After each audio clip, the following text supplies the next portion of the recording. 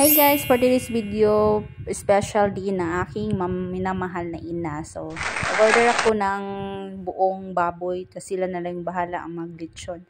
So, sad to say guys, yung baboy is nasubraan yung paglitsyon, kaya nalaglag siya, pero hindi naman siya nalaglag sa may lupa, nalaglag lang siya sa yung gigunitan bitaw sa tiil na nalangkat ay yung tiil. So wala siya nga mura siya gamay tan-awon, pero I think 25 kilos ang lechon baboy na pinalitsyon namin.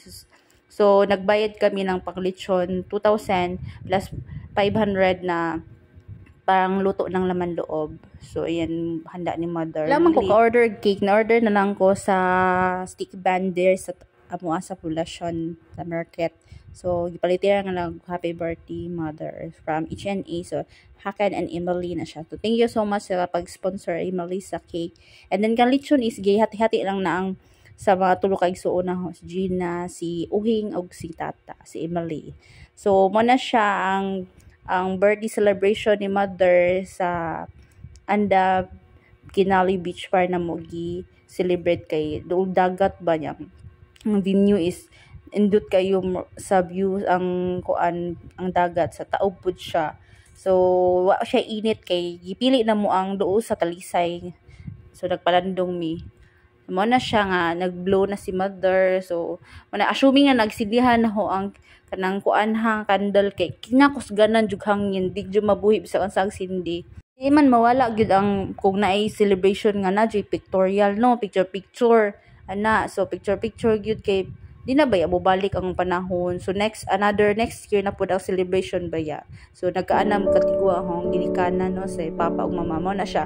Decide mi nga i-celebrate ilang birthday kay tiguang naman sila. So at least kanang na malipay sila nga naghandaan sila kay wala ba sila katilaw sa unang panahon nga kinapobrihan kinalisudan jud ang kinabuhi sa unang panahon. So wala jud na si kasulay og maglitsyon. So nakita man last video na nga naglitsyon po ni father ni akong papa.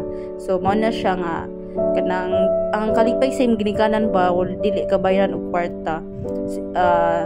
Since kami pud mga igsuon is nagtapok-tapok pud mi nasamot kalipay akong ginikanan nga time kay napa siya palitson si Emily, si Uhing ug si Gina, plus napa ang present nila napa di maigsuon na ho. So wala man noon si Emily ug si Uhing, so but naka-video call man po siya during that time. So ug mga na taoy kay gutom na kaayo sa daghagyaw-yaw. Well, that's it. Thank you for watching. Bye.